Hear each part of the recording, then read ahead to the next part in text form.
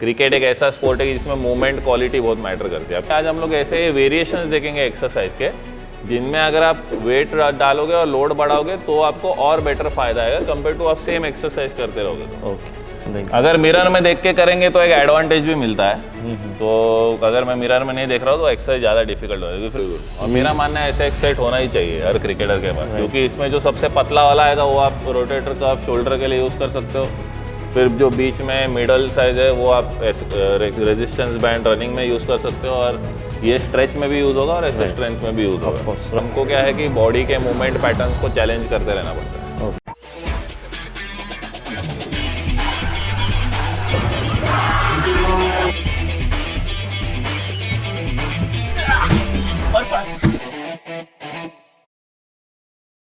Hello guys, एक बार फिर से स्वागत है आपका अपने चैनल पे क्रिकेट और बाय आशीष राठी पे। और आज फिर से एक बार मौजूद है हमारे साथ युवराज साल्वी सर, जो कि हमें बताएंगे आज जिम ट्रेनिंग के बारे में। जो प्लेयर्स क्रिकेटर्स के लिए जिम ट्रेनिंग ज़रूरी है, तो मैं पहले इंट्रोडक्शन देना चाहता हूँ। जिन्होंने पुराने वीडियोस देखे, मेरे साथ लाइव भी आए इंस्टाग्राम पे, जो फॉलो करते हैं। एक स्ट्रेंथ एंड कंडीशनिंग कोच है, level 2 strength and conditioning coach है, साथ में आईसीसी लेवल 3 कोच है, और साथ ही रणजी ट्रॉफी के भी कोच रह चुके हैं। अभी करंटली कोच है रणजी ट्रॉफी के त्रिपुरा के।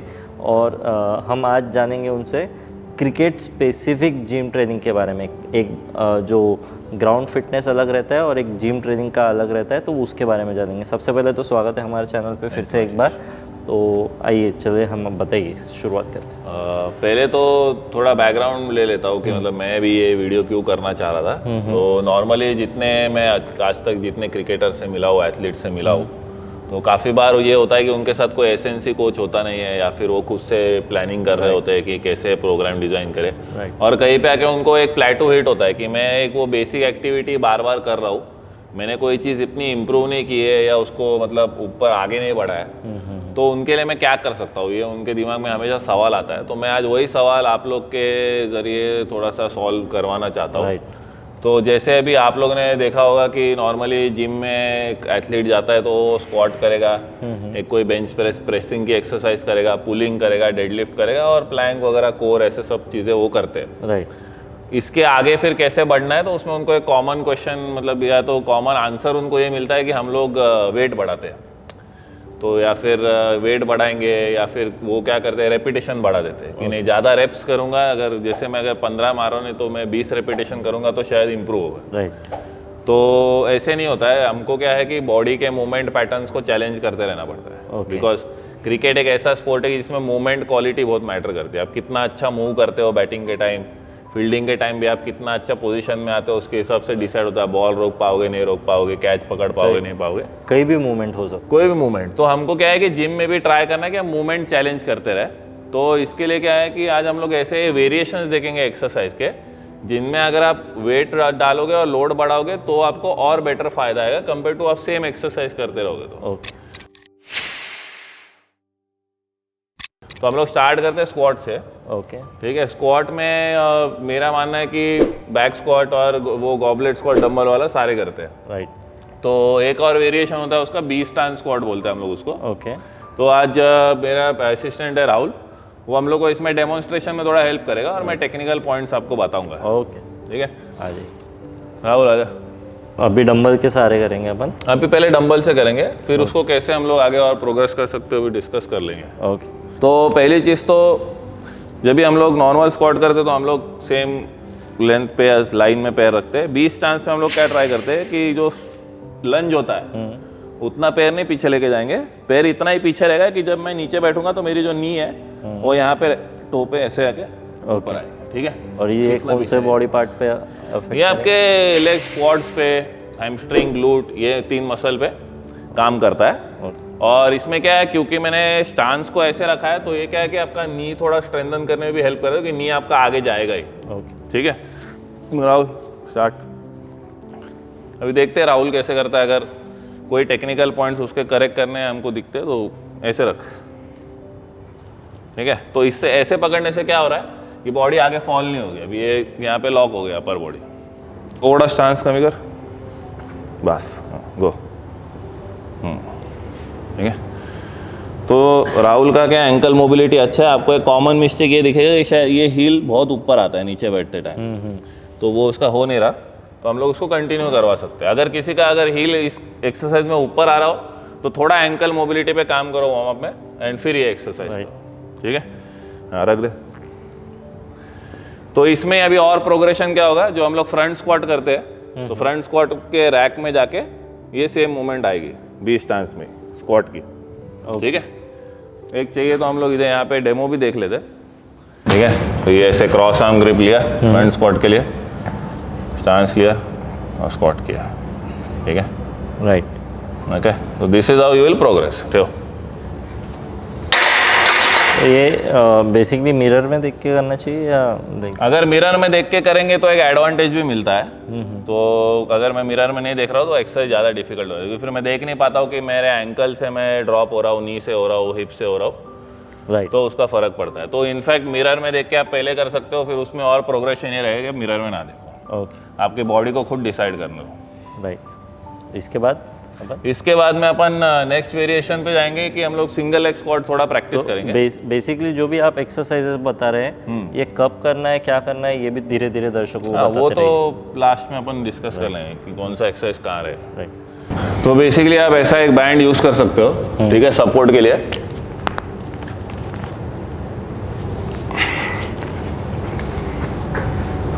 इसको ट्राई करो, बेटर ये भी होगा कि इसको आप ऐसे रैक कर लो, तो इससे क्या होगा कि आपके बैंड के साथ में बॉडी थोड़ी स्टेबल रहेगी, अच्छे से होल्ड कर पाओगे और मूव नहीं होगा इधर उधर। तो ये मैंने पकड़ा, मैं गया नीचे, ओके, ठीक है। तो बहुत से लोगों को बॉडी वेट स्क्वाट भी नहीं आएगा एक पैर पे, तो वो स्टार्ट इससे कर सकते हैं, ओके, और बाद में धीरे धीरे बॉक्स का हाइट कम कर सकते हैं करते हो। तो इसका क्या यूज़ रहेगा फ़ायदा? इसका ये है कि जैसे हम लोग अभी जैसे फास्ट बॉलर है तो वो पीछे के पैर से जो निकलने का मूवमेंट है, तो ये टाइप का मूवमेंट्स मिमिक हो रहा है, स्ट्रेंथन हो रहा है। ओके। और सिर्फ आप एक टाइप का एक्सरसाइज करते रहोगे तो आपको एडेप्टेशन नहीं आएगा, इंप्रूवमेंट नहीं आएगी, तो आपको थोड़ा चेंजेस करते रहना प्रोग्राम में, ठीक है, ठीक है। ये करके दिखाते हैं या आगे बढ़ते हैं? मैं अभी ये करेगा, फिर उसके बाद में और भी हम लोग इसको लोड भी करेंगे, ओके, ऐसा और भी वेरिएशंस है इसमें, और हम लोग कॉमन एरर्स भी चेक कर लेंगे क्या आता है। राइट। हमने से ऐसा पकड़, इकडे ऐसा पकड़ा, लुक फॉरवर्ड। अब जैसे आना इधर, थोड़ा कैमरा, तो अगर आप जैसे इसमें नी का एंगल देखोगे बहुत बाहर फ्लेयर हो रहा है, हाँ, थोड़ा हाथ में ठेवनी, हाँ बेटर। तो ऐसे जब अगर कोई पार्टनर के साथ कर रहा है तो ऐसे असेस कर सकता है, राइट, कि कहाँ पे थोड़ा सा मूवमेंट में लैक है। राइट। ये जो लूप बैंड, थेरा बैंड, ये इसकी लिंक मुझे आप सेंड कर दीजिए, मैं डिस्क्रिप्शन बॉक्स में डाल दूंगा, ताकि जो भी दर्शक जो भी रिक्वायरमेंट है, बाकी जो इक्विपमेंट वगैरह वो तो अवेलेबल रहते हैं, ये कभी कभी अवेलेबल नहीं रहता, और ये घर पे भी कर सकते हैं basically। बिल्कुल बिल्कुल। और मेरा मानना है ऐसा एक सेट होना ही चाहिए हर क्रिकेटर के पास, क्योंकि इसमें जो सबसे पतला वाला आएगा वो आप रोटेटर का शोल्डर के लिए यूज़ कर सकते हो, फिर जो बीच में मिडल साइज है वो आप रेजिस्टेंस बैंड रनिंग में यूज़ कर सकते हो, और ये स्ट्रेच में भी यूज़ होगा और ऐसे स्ट्रेंथ में भी यूज़ होगा। ऑफ कोर्स रनिंग में भी जब अपन रेसिस्टेंट रनिंग किए तब भी काम आया ये। अभी नॉर्मली क्या होता है कि कोई एक्सरसाइज हम लोग लोड करते तो वो डिफिकल्ट होती है, पर ये सिंगल लेग स्क्वाट का कैसा है कि बिकॉज बॉडी वेट जो है वो पीछे की तरफ ज़्यादा है, तो अगर मैं आगे वेट ऐड कर रहा हूँ तो ये एक्सरसाइज ईजी हो जाती है। ओके, ऐसा है, हाँ। तो ये ऐसे काउंटर बैलेंस करेगा वेट। अभी ये जाएगा नीचे, आ जाएगा ऊपर, क्योंकि आगे इसको वेट हेल्प कर रहा है, ओके, काउंटर बैलेंस कर रहा है। और ये जो कोशिश करना है कि एकदम अंदर बैठे, राइट, मतलब लाइक बैठना नहीं है, बस टच हाँ, करके। फेदर टच आप जैसे धीरे धीरे प्रोग्रेस कर सकते हो। अभी कोई सामने मतलब अपने सामने कोई एथलीट है जिसको बिल्कुल भी नहीं आ रही एक्सरसाइज, तो उसके लिए स्लो इसेंट्रिक करने का, उसको 5 सेकेंड से और बैठ जाए, वो फिर ऊपर नहीं आ पाता, तो उसको पहले वो कंट्रोल में नीचे आने को सिखाना है, फिर धीरे धीरे आपको ऊपर पुश करना है, फिर फेदर टच पे आना है, फिर ये बाकी सारे वेरिएशंस। ओके, ठीक है। इसके बाद में क्या है कि यही सिंगल लेग को मुझे थोड़ा सा पावर ट्रेन करना है, तो मैं करवाऊंगा पुश ऑफ्स करवाऊंगा। पुश ऑफ्स में हम लोग बेसिकली क्या करते हैं, तो मसल ग्रुप सेम इन्वॉल्व है अभी, पर मैं क्या कर रहा हूँ, थोड़ा प्लायोमेट्रिक, थोड़ा जंप्स ऐड कर रहा हूँ, ठीक है। तो अगर मैं स्क्वाट कर रहा हूँ, स्क्वाट के साथ थोड़ा प्लायो करूँगा तो पावर वर्क ज़्यादा होता है कंपेयर टू मैं सिर्फ स्क्वाट करूँगा। अच्छा, तो मैंने स्टांस लिया, मैं गया नीचे,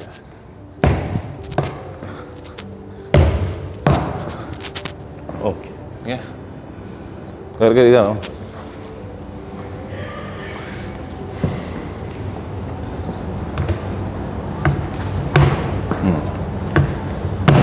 थोड़ा हिट कर बॉक्स को, वेट वेट वेट वेट, पाय उचल, असं वरती उचल आणि असा हिट कर, ठीक आहे। हाँ शाबाश, ओके। तो स्क्वाट में मेरे हिसाब से अगर इन जितने हमने जो वेरिएशंस की बात की, ये भी अगर हम लोग यूज़ करें तो काफ़ी है to make a good training programme. Hello guys, वीडियो के बीच में आपको रोकने के लिए माफी चाहता हूँ, बट बहुत सारे लोग ये पूछते रहते हैं जो मेरी टी शर्ट पे लिखा है सस्ता traveller, less travel baggage free. तो ये क्या है गाइस? ये एक बहुत बेहतरीन टूर्स एंड ट्रैवल्स कंपनी है जो कि आपको ग्रुप टूर्स प्रोवाइड करती है। बहुत सारे वीडियोस भी मैं बना रहा हूँ अपने सस्ता ट्रैवलर के चैनल पे, अगर आपने देखे नहीं है तो चेकआउट कीजिए। बहुत अमेजिंग ट्रैवलर स्टोरीज है। क्रिकेटर्स सारे जन ट्रैवलर्स तो रहते ही है। आप सस्ता ट्रैवलर कीजिए, बैगेज फ्री ट्रैवल कीजिए, और जो भी इस बारे में इंफॉर्मेशन और चाहते हैं वो वेबसाइट पे कांटेक्ट कर सकते हैं। डिस्क्रिप्शन बॉक्स में वेबसाइट दी गई है। फिलहाल के लिए वीडियो पे वापस चलते हैं। अभी हम लोग हिंज पैटर्न या डेडलिफ्ट पैटर्न जो है उस पर आते हैं कि उसमें हम लोग क्या और चीज़ें ऐड कर सकते हैं अदर देन बेसिक डेडलिफ्ट जो हेल्प करेगा। Okay, so to start with क्या है कि हम लोग ने जैसे 20 स्टांस में स्क्वाट किया था, वैसे अभी हम लोग 20 स्टांस में डेडलिफ्ट करेंगे। तो मैं 20 स्टांस में हूँ, ठीक है, इसको बोलते हैं 20 स्टांस। 20 स्टांस, हाँ 20 स्टांस। अभी इसमें मैं क्या करूँगा, जो मेरा आगे वाला पैर है उसका मैं नी इससे ज़्यादा बेंड नहीं करूँगा, और मुझे नीचे जाना है तो मैं पीछे वाले पैर से जाऊँगा, तो मैं जाऊँगा ऐसे। राइट, तो मैं जब नीचे जा रहा हूँ तो मेरे को जो आगे वाला पैर है उसके हैमस्ट्रिंग में आएगा अच्छा स्ट्रेच, मैं आऊँगा ऊपर, ठीक है। चल राहुल,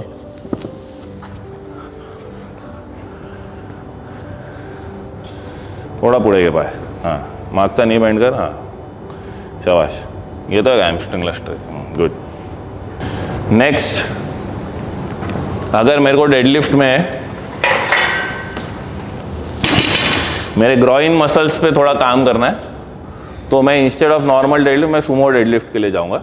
ओके, उसको मैं ऐड करूंगा प्रोग्राम में, या उसके मतलब उसके बजाय मैं ये नहीं करूंगा कि नॉर्मल डेडलिफ्ट में मतलब वेट डालते जा रहा हूँ। तो wide stance, grip close, chest up and lift up, ठीक, सिंपल। टोस पॉइंटिंग आउट करा दो, शाबाश, ग्रिप क्लोज, हाँ chest down, हिप्स down, chest up, समोर बघ अजून, हाँ शाबाश, लिफ्ट, यस एंड डाउन। तो आपने पैर ओपन रखे थे, इन्होंने इतने ओपन नहीं रखे। नहीं पूरा ओपन करना चाहिए, और ओपन कर, शाबाश, यस, क्योंकि पैर ओपन नहीं करोगे तो वो ग्रॉइन मसल्स पे आएगा नहीं, ऐसा वो फिर सिर्फ एक वाइड स्टांस ही हो जाएगा ऐसे। हैव टू ओपन ऐसे, शाबाश।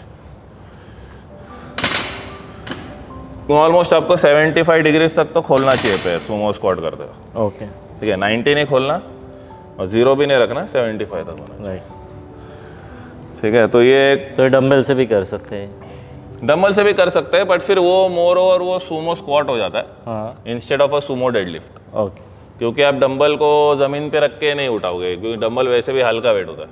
तो उसमें नॉर्मली लोग ट्राई करते हैं कि बॉक्स पे रहे और उनको वो एक्स्ट्रा रेंज मिले नीचे जाने को, तो वो सुमो स्क्वाट हो जाता है। ओके, तो हम वापस से वो स्क्वाट वेरिएशन में चले जाएंगे अगर स्क्वाट में, ठीक है। नेक्स्ट हम लोग करेंगे केटल बेल स्विंग, ठीक है। केटल बेल स्विंग भी ग्लूट डोमिनेंट एक्सरसाइज है, सेम जो डेडलिफ्ट का पैटर्न है वही मिमिक होता है, तो उसको हम लोग करेंगे, वो भी ऐड होना चाहिए प्रोग्राम में। तो इसमें कोशिश ये करनी है कि जितना मैं हिप्स को इन्वॉल्व करूँ मूवमेंट में उतना बेटर। तो मैं हाथ से ज़्यादा फोर्स नहीं जनरेट करूँगा, यहाँ से मैंने गया पीछे,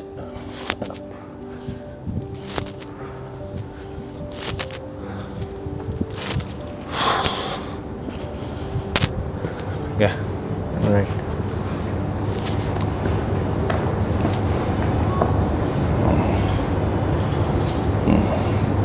हिप हिप नहीं पुश कर, हाताने वरती नको ढकलू. हां, हात नाही यूज करणार. शाबाश, बेटर. Look forward. यहाँ यस, से हिप्स. हिप्स है. ठीक है, ठेव वाले. थोड़ा अभी भी उतना हिप एक्सटेंशन हो नहीं रहा है राहुल का. हमको ट्राई करना है कि हिप एक्सटेंशन ज़्यादा से ज़्यादा हो, ग्लूट स्क्वीज होने लास्ट में. तो जैसे मैं गया नीचे, ये हिप एक्सटेंड, ये हिप एक्सटेंड, ये. ओके. ठीक है, थोड़ा प्रैक्टिस करना पड़ेगा, बट आ जाएगा. तो नेक्स्ट इस पे आगे बढ़ते हैं. तो जैसे कि केटल बेल स्विंग जो था वो आपने कहा कि थोड़ा एक्सप्लोसिव एक्टिविटी है, तो अभी इसको हम लोग और एक्सप्लोसिव करने के लिए और थोड़ा पावर करने के लिए वही हिप डोमिनेंट हम लोग जंप करें, जो ब्रॉड जंप हो. ओके. ब्रॉड जंप में हमको कोशिश करना है कि हम वही फुल बॉडी इन्वॉल्व करें, काउंटर मूवमेंट ले. तो थोड़ा आप साइड में हो जाओगे तो मैं कूद पाऊंगा. तो शोल्डर विड्थ अपार्ट डिस्टेंस, ठीक है. अच्छा काउंटर मूवमेंट चाहिए आपको, आर्म्स से पुश करके. ये ग्राउंड में भी कर सकते हैं, राइट? हाँ, ग्राउंड में कर सकते हैं, बट इसमें क्या है कि आपको जैसे ग्राउंड में और भी एक्टिविटीज़ होती है, तो आप वहाँ पे क्या क्या चीज़ें इन्वॉल्व करोगे. तो इसलिए, और साथ में क्या है कि आपने जैसे स्ट्रेंथ प्लस पावर का एक प्रोग्राम होता है. हाँ हाँ हाँ. तो उसमें क्या है कि आपको अगर स्ट्रेंथ जिम में ही करना है तो साथ में पावर भी जिम में है तो बेटर रहता है ओके. एक्सरसाइज में. ठीक है. इसके अलावा जैसे किसी किसी को ओवरऑल डेडलिफ्ट का इतना प्रैक्टिस नहीं रहता है, तो वो रोमेनियन डेडलिफ्ट कर सकता है, जो कि मतलब पूरा फ्लोर पे नहीं रखना होता बारबेल. जैसे मैंने उठाया, यहाँ से मिड शिन तक है, तो ये आप बोल सकते हो कि पार्शियल डेडलिफ्ट भी हो गया. Instead of going straight down to the floor, mid shin से ऊपर. अच्छा. तो जिसको डेडलिफ्ट करना नहीं जमता है फ्लोर से, वो ये वेरिएशन कर सकते हैं. जो शुरुआत में जो स्टार्ट कर रहे हैं, जिनको आता नहीं है, उनके लिए अच्छा है. Yes, correct. और इसी में क्या है, ये 20 चांस से हम लोग बारबेल डेडलिफ्ट भी कर सकते हैं. जो हमने डंबल डेडलिफ्ट देखा था, तो राहुल डेमोन्स्ट्रेट करेगा 20 चांस में जाके बारबेल डेडलिफ्ट. तो इसके पहले कि हम सिंगल लेग डेडलिफ्ट पे जाए, तो ये सारे डेडलिफ्ट वेरिएशंस काफ़ी इफेक्टिव है. अच्छा. क्योंकि आपने देखा होगा सिंगल लेग डेडलिफ्ट में बहुत मेरे को बैलेंस नहीं रहता, वो रिलैक्स कर. तो उसमें क्या है कि ये वैसे भी फ्रंट लेग डोमिनेट करता है, राइट. ये मूवमेंट में.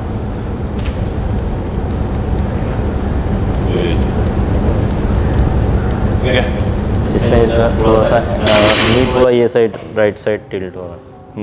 वो अभी इतना मतलब इतना वो प्रोएक्टिव नहीं था, बट ठीक है, मतलब एग्रीएबल है. इतना मतलब बहुत ज़्यादा वो नहीं हो रहा था. ओके.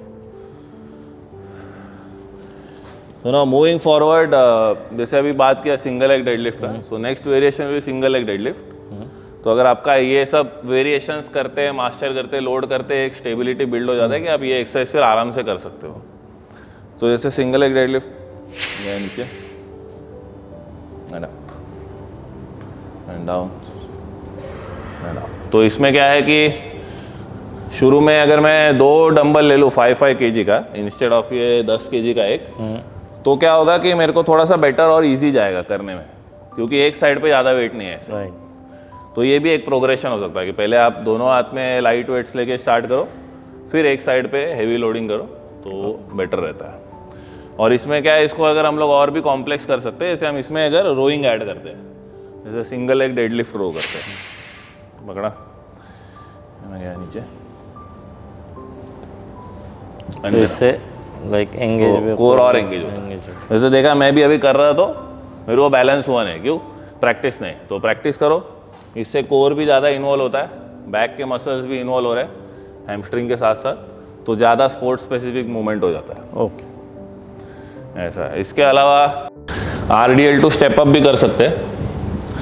राहुल पकड़, ठीक है. स्टांस ले, RDL कर पहले, एक साइड पे पकड़, एक साइड पे पकड़. हाँ, जा पीछे. स्टार्ट कर, ये पैर पीछे लेके जा लेफ्ट वाला, जा सिंगल लेग डेडलिफ्ट में. हाँ, यहाँ से अभी ये पैर को सीधा उठा के इधर रख. हाँ, नहीं इसको क्यों ऊपर ले, इसको ऐसे साइड में लेना, साइड में लेना बस. एंड अप, थोड़ा पुढे. हाँ, गो.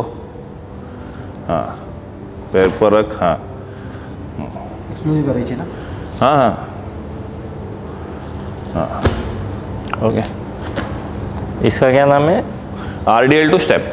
Ideal two step. और इसको मैं फिर पूरा स्टेप अप के साथ भी इन्वॉल्व कर सकता हूँ। जैसे ये जैसे ही पैर ऊपर डाला फिर दूसरा पैर लेकर, राइट, तो नेक्स्ट स्टेप वो नेक्स्ट स्टेप हो जाएगा, नेक्स्ट प्रोग्रेशन हो जाएगा। कि जैसे मैं गया नीचे, यहाँ से मैंने इसको ऐसे रखा और ये किया। राइट, इससे क्या फ़ायदा होगा?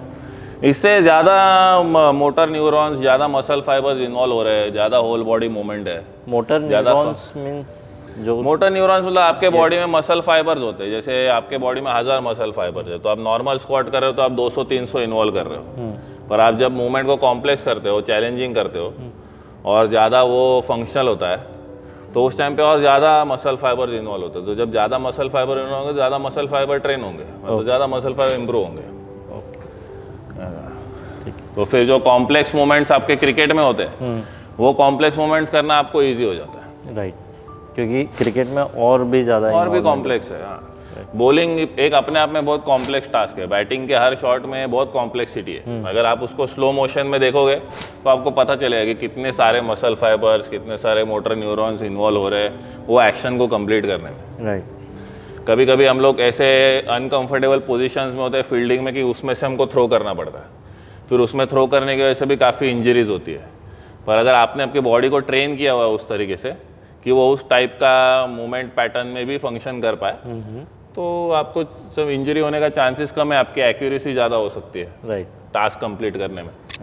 अगर आपको आईपीएल में अपनी जगह बनानी है तो प्रिपरेशन का बहुत इंपॉर्टेंट जो एस्पेक्ट है वो है वीडियो एनालिसिस। अगर आप वीडियो एनालिसिस के बारे में, पहले बॉल पे छक्का मारना है आपको, तो आपको ये ध्यान रखना पड़ेगा कि आपकी बैट सही आ रही है या नहीं आ रही, बॉटम एंड टाइट है या नहीं है, क्योंकि बॉल हलते रहता है, स्विंग होते रहता है, तो वहाँ पे शेप मेंटेन करना जरूरी है। और ये बहुत सारी चीजें नजरअंदाज हो जाती है जब अपन बैटिंग करते रहते हैं, प्रैक्टिस करते रहते हैं। वैसे ही बॉलिंग में ऐसा रहता है कि बॉलिंग में आपका हाथ गिर रहा है, जैसे मोहम्मद शमी का पूरा बैक स्पिन होता है, बहुत जनों का नहीं होता है, हाथ गिर जाता है, रिस्ट गिर जाती है। ये सारी चीजें अगर एनालिसिस करनी है तो एक हाई लेवल का फ्रेम बाय फ्रेम वीडियो आपको जरूरी है, और वही प्रोवाइड किया जाता है बायो फोटोग्राफी के द्वारा। Bio cricket photography and videography के द्वारा काफी बहुत बेहतरीन फुटेज प्रोवाइड किया जाता है, जिससे आपको मदद होंगी अलग अलग अपने जो स्ट्रेंथ है और वीकनेसेस है जानने के लिए। तभी आप कर पाएंगे पहले बॉल पे छक्का मार पाएंगे, तभी आप वो वेरिएशंस कर पाएंगे। वेरिएशंस डेवलप करने के लिए वीडियोग्राफी भी बहुत, जो हाई लेवल का फुटेज है, बहुत काम का है। वही आप देख सकते हैं मेरे वीडियोस में, मेरे 4-5 साल की कंसिस्टेंसी का कारण वो है, बहुत बड़ा गेम चेंजर है। तो आप बायो फोटोग्राफी से कांटेक्ट करना चाहते हैं, डिस्क्रिप्शन बॉक्स में नंबर दिया गया है। वो कोई भी एकेडमी में, वेरियस मेरे भी एकेडमी में आके जुड़ सकते हैं और वेरियस एकेडमी में आपके एकेडमी में भी जुड़ सकते हैं। तो आपका फुटेज लिया जाएगा और आपको हाई लेवल का एनालिसिस किया जाएगा। चलिए वीडियो के तौर आगे बढ़ते हैं। नेक्स्ट स्टेप पे आगे बढ़ते नेक्स्ट स्टेप में तो अपना अभी पुशिंग एक्सरसाइजेस पे आते हैं। हैं। ओके, तो पुशिंग में नॉर्मली जो एथलीट्स है वो चेस्ट प्रेस पुशअप्स लगाते हैं। पुशअप्स तो सारे एथलीट्स लगाते हैं, कभी कभी 100 भी लगाते हैं, पर क्या है कि वो एक टाइम के बाद में उतना बेनिफिट करता नहीं। सो सबसे पहला तो मतलब वेरिएशन अगर मैं पुशअप के मामले में बोलूँगा तो अपने लोडेड पुशअप्स करना चाहिए। राहुल एक 5 किलो का प्लेट ले ले, मैं दिखा रहा हूँ। बेसिकली पीछे पीठ के पीछे डाल के, हाँ, पीठ के पीछे आपको प्लेट रखनी है और पुशअप्स करने हैं। इससे क्या होता है कि आप पहली चीज़ तो, क्योंकि पुशअप्स आप लोडेड करोगे तो आप ज़्यादा रेपिटेशन मार नहीं पाओगे, तो जो 20 रेपिटेशन 25 रेपिटेशन जिसका इतना फ़ायदा होता नहीं है वो आप नहीं करोगे। और दूसरा क्या है कि मसल मास भी बिल्ड करने में हेल्प करता है, स्ट्रेंथ बिल्ड करने में हेल्प करता है compare to normal pushup. Okay, तो ये एक प्रोग्रेशन हो सकता है। चल गो, डू 2 मोर। ट्राई करना है ऐसी बॉडी स्टेबल रहे, कहीं पे ऐसे आर्च वार्च नहीं आना चाहिए बैक में, कोई राइट लेफ्ट से ज़्यादा फोर्स नहीं लगना चाहिए। अगर आपको ऐसे कुछ दिखता है करते वक्त तो आप रिग्रेस कर दो उसको, एक्सरसाइज को, इसको ईजियर वर्जन दे दो और फिर धीरे धीरे वापस से प्रोग्रेस करो। तो पुशअप्स के बाद फिर हम लोग आते हैं यूनिलैटरल प्रेसिंग पे। तो उसके लिए हमको उस तरफ जाना पड़ेगा, ओके, क्योंकि बेंच वगैरह सब उधर है। आ जाइए। हाँ, सो अभी ये जो नेक्स्ट वेरिएशन है जिसमें हम पुशिंग स्ट्रेंथ या प्रेसिंग स्ट्रेंथ पे काम कर रहे हैं, तो अभी अल्टरनेटिंग डंबल प्रेस है। तो इंस्टेड ऑफ कि हम लोग दोनों हाथ से उसको करने के बजाय हम लोग अल्टरनेट करेंगे। तो एक उसका कैसे होगा कि ये हाथ जो है ये शोल्डर का स्टेबिलिटी पे काम करेगा और ये हाथ दूसरा जो होगा, जो मूव कर रहा होगा, वो स्ट्रेंथ पे काम करेगा। तो दोनों चीज़ एक साथ हो रही है। ओके, तो ये भी एक करने का तरीका। और इसमें आप अगर नोटिस करो, जैसे इस एक्सरसाइज को आप खुद भी करते हो, तो आप नोटिस करोगे जब जो हाथ नीचे जा रहा है ना, तो आपका बॉडी का जो ओब्लिक्स है उसको भी वो एक तरफ ऐसे खींचता है वेट। तो वो भी आप कंट्रोल कर रहे हो, तो आपका कोर भी इन्वॉल्व हो रहा है, भले ही एक्सरसाइज जो वो लाई डाउन करके हो रही है। तो ऐसे ही ये जो एक्सरसाइज है वो ज़्यादा स्पोर्ट्स स्पेसिफिक होते जाती है, ओके। मतलब बॉडी बिल्डिंग और हाइपरट्रॉफी टाइप से ज़्यादा स्पोर्ट्स स्पेसिफिक। ठीक है, अभी इसको मैं और इसको अगर चैलेंजिंग करना है तो मैं एक डंबल ही हटा दूंगा। अभी वो वेट और ज़्यादा खींचेगा उस तरफ, क्योंकि इस तरफ वेट बैलेंस करने को है नहीं। राइट। और इसको मैं जैसे लोड करते जाऊंगा तो वो ज़्यादा डिफिकल्ट होगा एथलीट के लिए, और उसमें जो इंजरी होने का चांस है वो कम है कंपेयर टू कि मैं 40, 45, 50 केजीज पे उसको बेंच प्रेस करूँ। ओके। तो ज़्यादा फायदा इससे मिलेगा प्लेयर्स को एक समय के बाद में। एक समय के बाद में जब आपका एक बेसिक स्ट्रेंथ बन गया 15, 20 केजी, 25 केजी से आप जब डंबल प्रेस कर रहे हो ईच हैंड में, तो उसमें फिर आप प्रोग्रेशन इसको करो इंस्टेड ऑफ कि और 30, 35, 40 जाने से।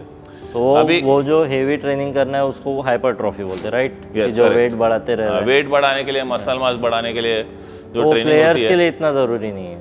वो प्लेयर्स के लिए शुरू में ज़रूरी है जब भी वो स्टार्ट कर रहे हैं, बट जैसे ही उनको उस चीज़ का फ़ायदा लेके हो गया बॉडी को, शरीर को, तो वो नेक्स्ट लेवल पे नहीं जा पाएंगे उसके बाद। कहीं ना कहीं वो प्रोग्रेशन रुक जाएगा। करेक्ट। अभी जो एक और वेरिएशन है, अभी इसमें मैं क्या करूँगा कि मेरा लोअर बॉडी भी इन्वॉल्व होगा। अभी मैं जो सिंगल आर्म प्रेस करूँगा उसमें मैंने क्या किया, विद ग्लूट ब्रिज किया अभी, तो अभी मेरा ग्लूट्स भी एक्टिव।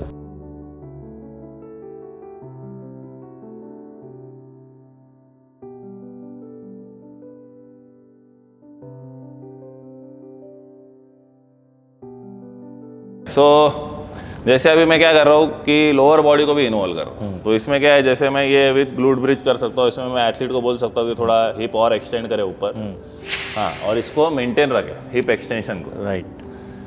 तो इसमें क्या है कि ग्लूट्स भी इन्वॉल्व हो गए। अभी इसको मेरे को और डिफिकल्ट करना है तो मैं इसको एक और पैर ऊपर करके फिर बोलूँगा हाँ वन आर्म करना है। ठीक है, अभी क्या है और चैलेंजिंग होगा, आप देख सकते हो कि वो एक फॉर्म मेंटेन नहीं हो पा रहा है, हिप वर्ती है, हाँ वर्ती है, हाँ शाबाश। तो ये मेंटेन करना, उसको धीरे धीरे सीखना है, सिखाना है।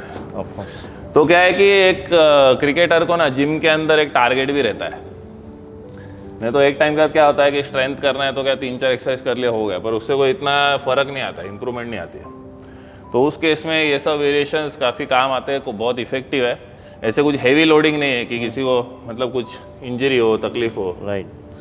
तो स्टेबिलिटी भी साथ में इन्वॉल्व हो जाती है। स्टेबिलिटी भी इन्वॉल्व होती है, राइट। तो हॉरिजॉन्टल तो प्रेसिंग के वेरिएशंस हो गए। अभी हम लोग थोड़ा पुलिंग का देखते हैं। ओके। एक तो हम लोग ने पुलिंग में वो आरडीएल में रोइंग देख लिया था, राइट। तो वो एक टाइप का। एक और हम लोग करते हैं रेनिगेट रोज, तो उसमें क्या है कि प्लैंक पोजीशन में हम लोग वो रोइंग करेंगे। तो अभी राहुल डेमोन्स्ट्रेट करेगा। अब नॉर्मल जैसे प्लैंक पोजीशन में जाते हो वैसी प्लैंक पोजीशन में जाना है, ठीक है। यहाँ से ट्राई करना है कि जब आप पुल कर रहे हो तो अभी हिप बहुत ज़्यादा रोटेट ना हो ऐसे, ओके। तो हल्का सा रोटेशन तो आएगा बट बहुत ज़्यादा रोटेट ना हो। अभी कैसा बहुत ज़्यादा रोटेट हो रहा है, तो जब ऐसे हो रहा है तो हमको क्या करना है कि स्टांस को वाइड करना, और वाइड कर स्टांस, और वाइड कर, और वाइड, और वाइड, और वाइड, और वाइड, हाँ अभी कर, अभी कर, शाबाश। अभी कैसे रोटेशन कम हो गया क्योंकि स्टेबिलिटी मिल गई, राइट। तो ऐसे भी हम लोग एक्सरसाइज को प्रोग्रेस और रिग्रेस कर सकते हैं। अगर हमको दिख रहा है कि उतना हिप रोटेशन नहीं हो रहा है, कंफर्टेबल है, तो आप स्टांस को नैरो कर दो, इंस्टेड क्या वेट बढ़ा रहे हो, राइट। तो ये भी इसको प्रोग्रेस करने का एक्सरसाइज को एक तरीका है। दूसरा हम लोग एलिवेटेड प्लैंक में भी कर सकते हैं सेम रोइंग को, कि हम लोग ने ऐसे एक हाथ पे ये प्लैंक पोजीशन लिया और फिर इसको मेंटेन करके पुलिंग किया। ओके। तो वन आर्म जो है वो उस पे जो शोल्डर पे लोड है वो प्लैंक का है, दूसरा आर्म है वो आपका बैक ट्रेन कर रहा है। ओके। तो जैसे जो एसिमेट्रीज होती है बॉडी में, जैसे एक साइड वीक है एक साइड स्ट्रांग है, वो सब चीज़ें काफ़ी इसमें इम्प्रूव हो जाती है। राइट। ऐसे तो ट्रेनिंग इसमें दोनों हैंड का करना ज़रूरी है ना, लाइक दोनों हैंड का, दोनों हैंड का। तो जैसे एक प्लेयर, जैसे मैं बैटिंग कर रहा हूँ तो एक साइड मेरा नेक काफ़ी स्टीफ हो जाता है और एक साइड थोड़ा खुल जाता है, तो ऐसे सिचुएशन में कुछ एक्सरसाइजेस में चेंजेस करने रहते हैं? ऐसे सिचुएशन में एक्सरसाइज में तो कुछ चेंज नहीं करना है। पहली चीज़ तो ये करनी है कि दोनों हाथ से सेम वेट, सेम सब, दोनों हाथ से देखो same। क्या है, जो आपका वीक साइड है ना उससे आप सेम वेट नहीं मार पाओगे, तो आपको पता रहता है कि आपका वीक साइड कौन सा है। तो आप जब भी सेट स्टार्ट करोगे तो आपको स्टार्ट करना है वीक साइड से पहले। ओके। तो आप वीक साइड से 7-8 रेप्स कर लोगे ना, तो स्ट्रॉन्ग साइड से आप 7-8 रेप्स मार ही लोगे। तो उससे एसीमेट्रिक्स करेक्ट होती है। और एक तरीका क्या है, जैसे मैंने 10 रेपिटेशन करने बोले किसी को, अब वीक साइड पे मैंने 8 कर लिए, उसके बाद स्ट्रॉन्ग साइड से मैंने 10 खत्म किए, तो उसके अंदर वीक साइड से और 2 करने हैं। अच्छा, तो उससे वो हो जाता है इम्प्रूव, उससे बैलेंस मेंटेन होता है। ठीक है, दूसरा अभी हम और एक पुलिंग का वेरिएशन देखेंगे केबल के ऊपर। तो अभी जैसे पहली चीज़ तो ये जो आपका केबल है ये अराउंड वेस्ट हाइट होना चाहिए एक्सरसाइज करते वक्त। ओके। उसके बाद में आपको स्प्लिट स्टांस में रहना है, ट्राई करना है वेट जो है आपके आगे के पैर पे रहे, यहाँ से पुल करना।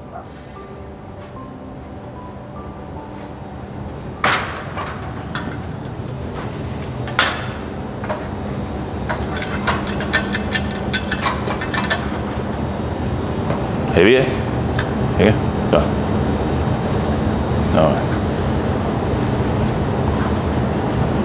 तो ट्राई करना है टॉर्सो ऐसे आगे पीछे ना हो।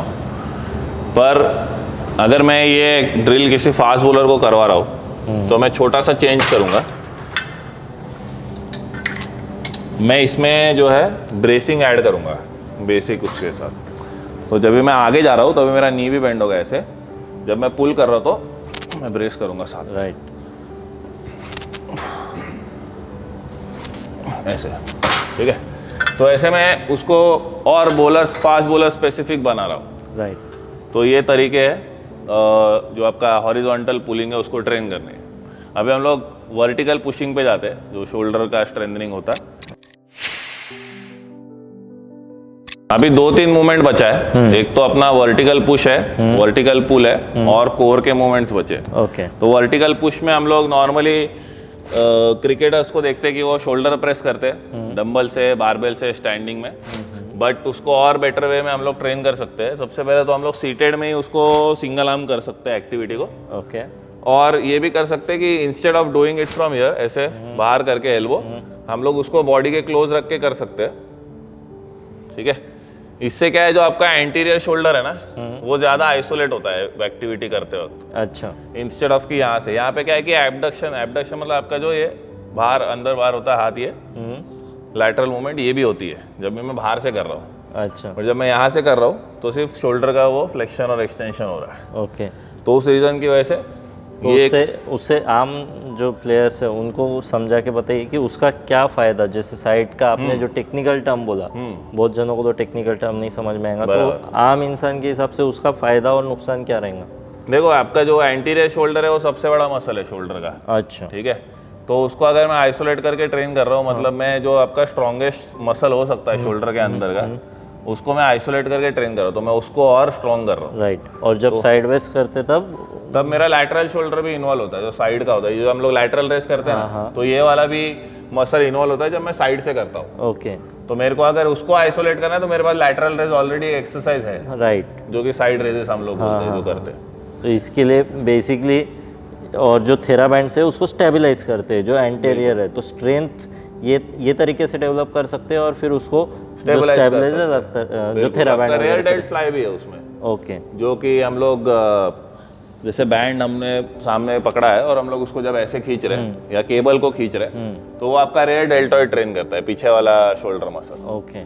तो तीनों को ट्रेन करना जरूरी है, बट उसमें सबसे बड़ा मसल जो है, सबसे ज्यादा इन्वॉल्वमेंट जिसका है शोल्डर में, वो एंटीरियर का ही होता है। राइट। बाकी के मसल जो स्टेबलाइज करते हैं एंटीरियर को, तो ऐसा भी होता है कि आपका एंटीरियर में स्ट्रेंथ है पर बाकी मसल में स्टेबिलिटी नहीं है, तो भी शोल्डर पेन हो सकता है। Right, right. तो वो रीजन है कि बहुत बार जो फिजियोथेरेपिस्ट आपको वो करवाएंगे, रोटेटर कफ के एक्सरसाइज वगैरह करवाते, क्योंकि आपका हो सकता है कि ट्रेनिंग अच्छा चल रहा हो, बट ट्रेनिंग में आपने स्टेबिलिटी का कंपोनेंट ऐड नहीं किया है, तो ये भी होता है। राइट। तो बेसिकली इससे बॉलिंग की स्पीड भी बढ़ेंगी, of course I am sure बढ़ेंगे, क्योंकि जो ताकत है शोल्डर की वो यही से लगेंगी, तो थ्रो की स्पीड और बाकी चीज़ें भी इन्वॉल्व होंगी। राइट। तो आगे बढ़ते हैं। एक और चीज़, जैसे अभी ये तो मतलब क्योंकि सीटेड है तो इतना वो स्पोर्ट स्पेसिफिक और फंक्शनल नहीं रहता है, तो मैं क्या इसको कर सकता हूँ हाफ नीलिंग पोजीशन में भी। तो अभी राहुल डेमोन्स्ट्रेट करेगा हाफ नीलिंग में कैसे कर सकते हैं। अगेन वो जो हम ग्रिप डिसाइड करेंगे वो डिपेंड करता है कि मुझे लैटरल डेल्टॉइड इन्वॉल्व करना है कि नहीं। अगर मुझे इन्वॉल्व करना है तो मैं बाहर से करूंगा, अगर मुझे नहीं इन्वॉल्व करना है, आइसोलेट करना है एंटीरियर को, तो मैं सामने से करूँगा। ओके। नीचे बैठ, हाफ नीलिंग, बैठ जा पूरा नीचे, हाँ बस, गो पुश। तो अभी जैसे ये रोटेट करके मार रहा है, तो इंस्टेड ऑफ ये एल्बो सामने रख के बस लिफ्ट फॉरवर्ड, बस। राइट, ठीक है, ये पीछे की मसल्स भी यूज कर रहा था, अभी सिर्फ डेल्टॉइड, अभी सिर्फ एंटीरियर डेल्टॉइड जो है, सामने वाला डेल्टॉइड मसल है, उसको इन्वॉल्व कर रहा है। ये अपना जो दूसरा नॉर्मल हम लोग जैसे शोल्डर प्रेस करते हैं वो मूवमेंट पैटर्न, जैसे आप बारबेल पे भी करोगे तो आपको ऐसे ही करना पड़ेगा, वैसे नहीं कर पाओगे। राइट, तो वो चीज़ है। ऐसा देखा जाए तो अपने को जिम के इक्विपमेंट काफी कम चाहिए, उसका ही अगर अपने को नॉलेज सही रहा तो अपन काफी नॉलेज कुछ सही कर रहा, सकते आप मिनिमम में मैक्सिमम कर सकते हो। तो वो एक बहुत बड़ा फायदा होता है कि आपको वेरिएशंस अगर पता हो तो आप एक बेटर ट्रेनिंग प्रोग्राम डिजाइन कर सकते हैं। राइट, हो। अभी हम लोग थोड़ा बारबेल की तरफ जाते हैं, ओके, और उसमें थोड़ा सा जो स्पीड मूवमेंट्स है वो देखेंगे वर्टिकल प्रेस में। तो हम लोग पहले एक बार जो नॉर्मल मिलिट्री प्रेस है वो देख लेते हैं, फिर हम लोग को डिफरेंसेस समझेंगे कि इसमें हम लोग स्पीड कंपोनेंट कैसे ऐड कर सकते हैं और क्या वेरिएशंस है उसके अलावा। तो मिलिट्री प्रेस जैसे हम लोग जो भी शोल्डर पे बाहर रख के जो आप लोग डंबल से शोल्डर प्रेस करते हैं वही है, तो कोई पैर का मूवमेंट नहीं चाहिए, कुछ नहीं, only thing that we are involving in the shoulder muscle. ये मिलिट्री प्रेस, हाँ ये मिलिट्री प्रेस। तो अभी रखते हैं। सो नेक्स्ट जो वेरिएशन है वो पुश प्रेस रहेगा। तो पुश प्रेस में बेसिकली हम लोग क्या करें, थोड़ा सा लोअर बॉडी अभी इन्वॉल्व करना स्टार्ट करेंगे।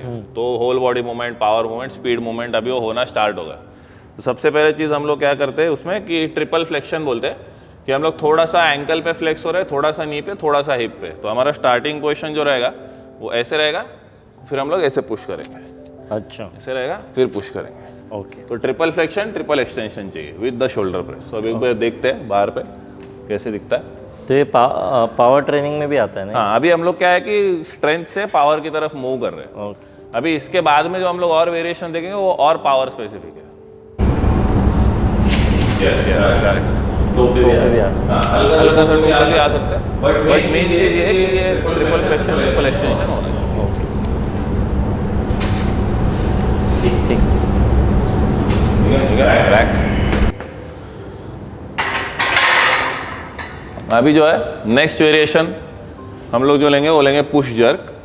अभी पुश जर्क में क्या है, ट्रिपल फ्लेक्शन भी है, ट्रिपल एक्सटेंशन भी है, बट जो कैच फेज है वो फ्लेक्शन में रहेगा। मतलब जहाँ पे मेरा एक्सरसाइज फिनिश हो रहा है वो फ्लेक्शन में रहेगा। आपको थोड़ा सा मैं दिखा भी देता हूँ, आगे से एक बार थोड़ा सा मैं दिखा भी देता हूँ। तो ये मेरा जैसे स्टार्टिंग पोजीशन है स्टैंडिंग, यहाँ से मैंने ट्रिपल फ्लेक्स किया, यहाँ से मैं ट्रिपल एक्सटेंड करूँगा, पर मैं फ्लेक्शन में ही होल्ड करूँगा बार को। इसमें क्या है कि आपको बार का स्पीड और क्विक दिखेगा। हाँ हाँ हाँ, ऐसा है, ठीक है।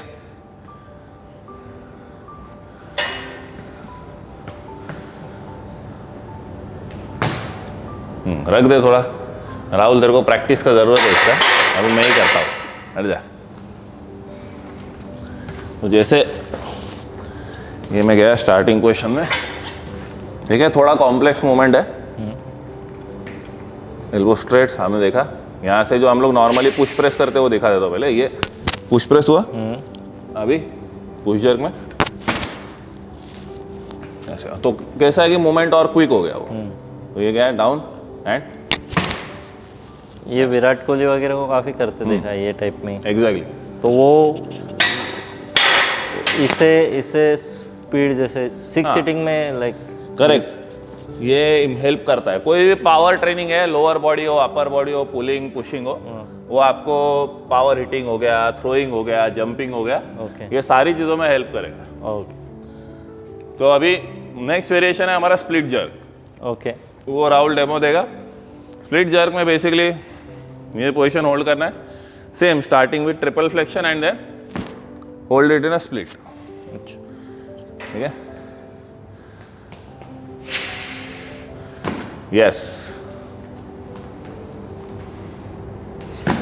करेक्ट, वन मोर, यस, रख दे। तो इसमें ये भी कर सकते हैं क्या लंच? लंज इसमें करने का जरूरत नहीं है, ओके क्योंकि लंज फिर आप लोअर बॉडी स्ट्रेंथनिंग कर रहे हो। ओके, हम लोग को करना है power movement, vertical press power. अच्छा, तो उसको इम्प्रूव करने के लिए ये एक और वेरिएशन। तो ये मतलब पर जब लोअर बॉडी भी ट्रेन कर रहे हैं तब साथ में कर सकते हैं कि लोअर बॉडी के साथ में हाँ शुरू में पावर तो किसी भी आप अपर बॉडी भी कर रहे हो तो भी पावर ट्रेनिंग आप कभी भी कर सकते हो। ओके पावर ट्रेनिंग करने का ऐसा कोई स्पेसिफिक टाइम नहीं है, बस इतना है कि आप जब मैचेस में हो तो पावर ट्रेनिंग के सेट्स और रेप्स आप थोड़ा कम कर दोगे, क्योंकि ऑलरेडी बॉडी पे वो पावर का काफ़ी लोड होता है मैचेस में। ओके तो इसलिए हम सेट्स और रेप्स कम कर देते हैं सीजन में। ऑफ सीजन में आप पावर ट्रेनिंग कहीं भी इन्वॉल्व कर सकते हो, पावर ट्रेनिंग आपको हेल्प ही करेगा। राइट पर पावर ट्रेनिंग का मेन चीज़ एक चीज़ ये है कि अगर आपने स्ट्रेंथ ट्रेनिंग अच्छा नहीं किया है तो आप पावर ट्रांसफ़र नहीं कर पाओगे।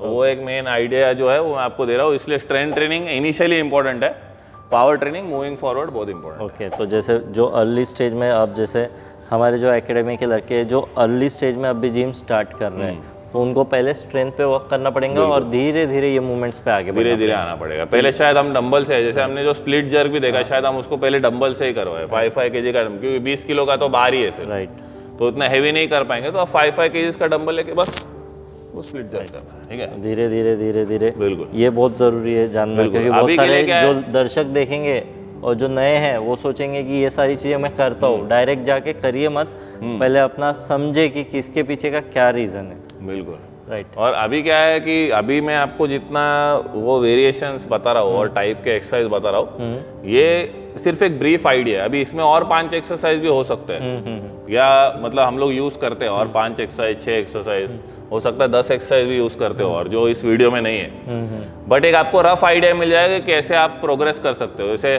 डायरेक्ट डबल लेग से सिंगल लेग पे जाने से अच्छा बीच में क्या वेरिएशंस है, जैसे हमने 20 स्टांस का बात किया स्क्वाट और उसमें, या सीटेड से स्टैंडिंग एक्सरसाइज, आप जैसे शोल्डर पर सीटेड कर रहे हो फिर स्टैंडिंग कर रहे हो, फिर आपने धीरे धीरे बार के ऊपर स्पीड बढ़ाया, तो instead of direct split jerk करने के Right. हमने उसको प्रोग्रेस किया स्लोली। पहले बायलैटरल शोल्डर प्रेस सीटेड से स्टैंडिंग पे आके फिर unilateral single leg single arm exercise करके तो बहुत जनों को ये भी नहीं पता रहता unilateral means basically single hand single leg, तो बेसिकली अपने बॉडी का जैसे सिमेट्रिकल है तो एक साइड का पार्ट, राइट दैट वे। तो ये भी आप थोड़ा दर्शकों को आम भाषा में बताइए टाइम टू टाइम। हाँ बिल्कुल, वो आप तो क्लियर कर ही रहे हो। नहीं फिर भी मैं बहुत सारे टर्म्स जैसे मैं भी धीरे धीरे ही समझने की कोशिश कर रहा हूँ। नहीं, बिल्कुल ये तो है। अभी हम लोग आते हैं वर्टिकल पुलिंग पे, मतलब हम लोग ने, अगर आपने नोटिस किया होगा कि हर मूवमेंट टाइप जो हम लोग जिम में करते हैं उसके हमने 4-5 वेरिएशंस तो डिटेल में डिस्कस किए, जो कि मेरा ऐसा मानना है कि एक पूरे साल का आप आराम से उसमें प्रोग्राम बना सकते हो अपना, ओके ठीक है, एक्सरसाइज टाइप में। तो अभी हम लोग वर्टिकल पुलिंग देखेंगे और फिर थोड़ा कोर का भी देखेंगे। तो वर्टिकल पुलिंग पे आते हैं, तो जैसे किसी को समझो कि पुलअप ही नहीं आता हो, तो even before going for pullup हम लोग क्या करेंगे, उसको इन्वर्टेड रोज करवाएंगे। ओके ठीक है, सबसे पहली चीज जो है कि ये बार किस हाइट पे होना चाहिए, तो वापस से ये हिप के लाइन में होना चाहिए। तो मेरे लिए ऊपर होगा, राहुल के लिए ये सही डिस्टेंस है, तो अभी राहुल हमको डेमोन्स्ट्रेट करके दिखाएगा इन्वर्टेड रोज।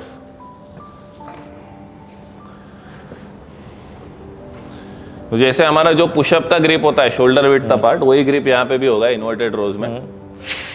ठीक है, अभी क्या है, जैसे राहुल ने पैर सीधे रखे, तो जितना आप लॉन्ग लीवर रखोगे, मतलब पैर जितना सीधा रखोगे, उतना एक्सरसाइज डिफिकल्ट रहता है। तो अगर समझो कोई इतना भी नहीं कर पा रहा, तो हम लोग क्या बोलेंगे उसको कि पैर बेंड करने के लिए। ठीक है, तो पैर बेंड करने से क्या होगा, थोड़ा इजी हो गया एक्सरसाइज। आप देख सकते हो कि राहुल का भी जो रेंज है इंप्रूव हो गया तुरंत, राइट, कि वो अभी बाहर उसके चेस्ट को टच हो रहा है। राइट। तो ऐसे हमको स्टार्ट करना है पुलिंग स्ट्रेंथ में वर्टिकल जाने के लिए। अभी ये क्या है, ये प्रॉपर वर्टिकल जाने के लिए मींस जैसे फील्डिंग में, मतलब हाँ एग्जैक्टली, फील्डिंग में भी वो लाइक जंप करने और बिल्कुल बिल्कुल, और आपका शोल्डर का रेंज ऑफ मोशन का भी है ना, जो जो कैच कर रहे तो हाई कैच करने के लिए। बहुत सी बार क्या होता है, क्योंकि ये जो बैक मसल्स है वो ट्रेंड होते नहीं है, तो उसकी वजह से शोल्डर का रेंज ऑफ मोशन काफ़ी कम हो जाता है, क्योंकि ग्राउंडेड हो जाता है पॉस्चर। ओके, तो ये काफ़ी इंपॉर्टेंट एक्सरसाइज है। और ये वर्टिकल और हॉरिजॉन्टल के बीच में है अभी हम लोग। ओके, क्योंकि वर्टिकल पुलिंग काफ़ी डिफिकल्ट होता है, आप किसी को भी डायरेक्ट पुलअप्स नहीं करवा सकते। पुलअप्स करवाने के लिए थोड़ा सा और स्ट्रेंथ और प्रैक्टिस और सारी चीज़ें चाहिए। राइट। तो टू स्टार्ट विथ, अगर फर्स्ट एक्सरसाइज में बोलूँ कि मेरे को किसी को पुलअप सिखाना है तो क्या होगी, तो वो होगी इन्वर्टेड रोज। ओके, इससे मैं स्टार्ट करूँगा, फिर मैं जो है वो थोड़ा बैंडेड पुलअप्स करवाऊँगा। बेसिकली ये जो एक्सरसाइजेस है ये मैं TRX से करता हूँ, तो TRX से और डिफिकल्ट जाती है लाइक एंगल पे डिपेंड करता है। आपका एंगल अगर आप पैरेलल टू द फ्लोर कर रहे हो तो तभी सबसे ज़्यादा डिफिकल्ट है। हाँ। जितना आपका बॉडी ऐसे वर्टिकल रहेगा उतना वो इजी रहती है तो जैसे मैं एकदम पूरा सीधा रहता हूँ हाँ। और खींचता हूँ तो हाँ, ये तो वो TRX हो या बारबेल हो वो उतना ही डिफिकल्ट है। तो अनस्टेबल रहता है ना TRX। इतना भी अनस्टेबल नहीं रहता वो, मतलब अनस्टेबल वो पुशिंग के टाइम होता है। अगर मैं पुशअप कर रहा हूँ तो उसमें ऐसे ऐसे थोड़ा मूव करेगा, पुलिंग में तो इतना इजी रहेगा, तो easy है। सेम इफेक्ट करेंगे। बिल्कुल बिल्कुल। तो अभी जैसे बैंडेड पुलअप्स में मैंने उसको हेल्प किया, तो आप ऐसे या तो डायरेक्ट एंकल पे अटका सकते हो या नी में। राइट। उसने पकड़ा, पैर सीधा रखा, ठीक है, एंड पुल किया। राइट। ओके। तो अभी जैसे मैंने बोला कि ये एक सेट आपके क्रिकेटर्स के पास या एथलीट्स के पास होना चाहिए। उसका रीज़न ही है कि जैसे अभी इसमें अगर उसका स्ट्रेंथ इंप्रूव हो गया, अगर इसमें उसका स्ट्रेंथ इंप्रूव हुआ तो मेरे पास और पतला बैंड होना चाहिए कि मैं उसको प्रोग्रेस कर पाऊँ, क्योंकि इससे डायरेक्ट बॉडी वेट पे वो नहीं कर पाएगा। ओके। तो मैं चाहूँगा कि फिर वो और पतले बैंड से मैं उसको कराऊँ, राइट। उसमें 5-6 रेप्स 8 रेप्स हो, फिर वो बॉडी वेट पे 2-3 रेप लगा पाएगा। और ऐसे मैं उसके रेपिटेशन बढ़ाऊंगा पुलअप्स में। राइट। धीरे धीरे ये कोरोना स्टेज में मेरा पुलअप इतना अच्छा नहीं होता था, तो धीरे धीरे सिर्फ होल्ड की स्टार्ट किया, फिर ये इससे स्टार्ट किया, फिर बैंड चेंज कर दिया। बिल्कुल। और पुलअप्स ऐसी चीज़ है कि मतलब ज़्यादा लोग कर नहीं पाते। अगर कोई 10 पुलअप भी कर पाता है तो मतलब काफ़ी उसकी अच्छी स्ट्रेंथ होगी तभी कर पाएगा, या तो उसका वेट काफ़ी हल्का होगा तभी कर पाएगा। ओके। ठीक है। तो अभी हम लोग और थोड़े वेरिएशंस देखते हैं जो हमको पुलअप तक लेके जा सकते हैं। हाँ, तो अभी तो पुलअप बेसिकली सबसे ज़्यादा पुलअप ज़रूरी क्यों है? जैसे अपन ने बात किया पुश पुल, और जैसे और क्या क्या बात की है कि जिसमें हमने स्क्वाट, राइट, और उसके बाद में डेडलिफ्ट का जो हिंज पैटर्न है वो 2, तो उसके बाद में हॉरिजॉन्टल पुशिंग पुलिंग की बात की और वर्टिकल पुशिंग पुलिंग की। ये क्या है, सारे फंडामेंटल मूवमेंट्स है। ओके। इसमें से अगर आप एक भी मूवमेंट में वीक रहोगे ना तो बाकी सारी मूवमेंट्स अफेक्ट होती है। जैसे खेलने के मूवमेंट, क्योंकि बॉडी, हाँ मतलब खेलने के movements, day to day activity movements हो गए, सारी चीज़ें। अभी आपके अगर बैक मसल स्ट्रेंथन नहीं है तो आपका राउंडेड पोस्चर रहेगा। आपके अगर चेस्ट मसल ज़्यादा ट्रेंड है, जैसे आपने देखा बहुत लोग जो पुशअप्स मारते हैं उनका जो है, क्योंकि चेस्ट मसल्स टाइट होते हैं तो उनका राउंडेड पोस्चर हो ही जाता है, वो पुलिंग पे ज़्यादा काम नहीं करते। ओके। और ह्यूमन बॉडी का जो एक आदत है, उनका ह्यूमन बॉडी का एक आदत ये है कि हम पुश प्रेफर करते हैं। अगर आपने देखा, आप कभी भी दुकान पे भी जाते हो तो वहाँ पे अगर पुल लिखा हो तो भी आप पुश करके धड़ से आप मार दोगे ऊपर, उसका जो सीलिंग होता है उसको, पर आप पुल नहीं करते हो, क्योंकि एक नेचुरल इंस्टिंक्ट रहता है हमारा पुश करना है। ऐसे मेरा आपके यहाँ झगड़ा भी हो तो मैं आपको ऐसे पुश करूँ, तो वो एक नेचुरल टेंडेंसी है। तो इसलिए पुलिंग मसल्स नॉर्मली वीक रहते हैं। आप कोई भी फिजियोथेरेपिस्ट से बात करोगे, एसएनसी कोच से, वो बोलेगा कि नहीं वो बैक मसल बैक स्ट्रेंथनिंग करता नहीं, इसके लिए शोल्डर में रेंज नहीं है, शोल्डर राउंडेड है, स्कैपुला विंग्ड है, बहुत सारी चीज़ें। राइट। तो इसलिए काम करना है इस पर, ठीक है। तो अभी हम लोग थोड़ा सा डायगोनल पुलिंग पे आते हैं। वहाँ पे भी हम लोग काइंड ऑफ वही कर रहे थे, वर्टिकल पे नहीं थे, डायगोनल पे थे, क्योंकि वर्टिकल पुलिंग इज डिफिकल्ट। जैसे मैंने बोला, एक पुलअप सीखने के लिए, प्रैक्टिस करने के लिए और मेंटेन करने के लिए काफ़ी डिफिकल्ट है कंपेयर टू पुशअप या फिर सिटअप, जो भी हम लोग बाकी स्क्वाट एक्सरसाइज करते हैं वो काफ़ी ईजी है। ओके। सो जैसे मैं हाफ नीलिंग स्टांस में बैठा, ये मैंने पुल किया, तो इसमें क्या है, अगर आप इस मूवमेंट को ध्यान से देखोगे तो जो फास्ट बॉलर का टॉप हैंड का जो हम लोग जिसको पुल बोलते हैं, लोडिंग बोलते हैं, पुलिंग द चेन, तो वो इसमें मिमिक हो रहा है, ठीक है। तो काफ़ी हेल्पफुल है उनके लिए इस चीज़ को, ये एक्सरसाइज को करना, अच्छे लोड्स पे करना। और साथ ही साथ में क्योंकि आप आपके बैक मसल स्ट्रेंथन करोगे तो आपको पुलअप पर पुलिंग स्ट्रेंथ में भी इंप्रूव करने को हेल्प करेगा।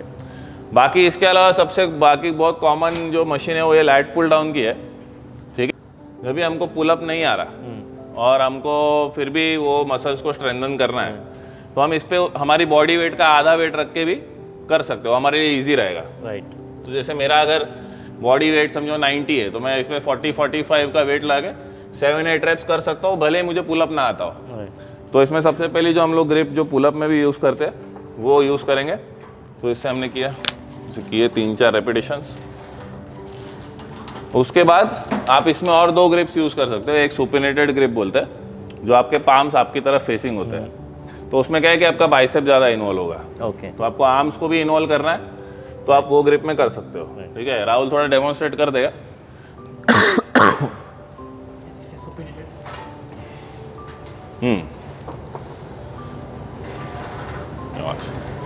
ठीक है, तो इसमें आप खुद भी फील करोगे करते हो कि आपका बाइसेप ज़्यादा वर्क करता है राइट। कंपेयर टू आपका लैट्स जो उसमें करता है नॉर्मल पुलअप में, नॉर्मल पुल डाउन में। ठीक है, रख रहे हैं। ये सब के साथ साथ जो हम लोग पुलअप करते हैं, जो पुलिंग एक्सरसाइज करते हैं, उसमें आपकी ग्रिप स्ट्रेंथ भी काफ़ी चैलेंज होती है। और ग्रिप स्ट्रेंथ कितना मैटर करता है बैट्समैन के लिए वो आपको पता ही है। Right, absolutely. तो that is one of the reasons also कि हम लोग ये टाइप ऑफ ट्रेनिंग या ये टाइप ऑफ मूवमेंट को भी स्ट्रेंथन करते हैं, क्योंकि इसमें ग्रिप स्ट्रेंथ भी एक रोल प्ले करता है। राइट। ठीक है, अभी हम लोग थोड़ा कोर पे आते हैं, तो हम लोग जैसे कोर को कैसे ट्रेन कर सकते हैं। तो थोड़ा हम लोग केबल बेस्ड देखेंगे वेरिएशंस और थोड़ा स्विस बॉल बेस्ड देखेंगे। ओके। तो हम लोग केबल से स्टार्ट करते हैं, राइट। इधर के इधर ही है। यहाँ तो पे ये तो तो स्टार्टिंग विथ हम लोग वुड चॉप से स्टार्ट करेंगे, क्योंकि काफ़ी ये मतलब रोटेशनल पावर स्पेसिफिक है, बॉलर के लिए भी बैटर के लिए दोनों के लिए हेल्पफुल है, क्योंकि वो बैंड से भी हो जाएगा, उससे भी हो जाएगा। सो मैंने इसको होल्ड किया, स्टांस लिया और रोटेट। जैसे अपन ने काइंड ऑफ थ्रो किए मेडिसिन बॉल, जो हमने थ्रोस किए तो उसी को हम लोग यहाँ पे स्ट्रेंथनिंग कर रहे हैं। राइट। मतलब अभी हम लोग पावर नहीं कर रहे हैं यहाँ पे, उसको स्ट्रेंथ टाइप ऑफ एक्सरसाइज कर रहे हैं उसी मूवमेंट का। तो Rahul please demonstrate for us. और कुछ पॉइंट्स है जो ध्यान रखने हैं। थोड़ा दूर आ जा। हाँ, सबसे पहले तो ये ऐसे रैक नहीं रहना चाहिए पूरा, थोड़ा सा आगे रहेगा तो रैक नहीं होगा। राइट। ठीक है, ठीक है।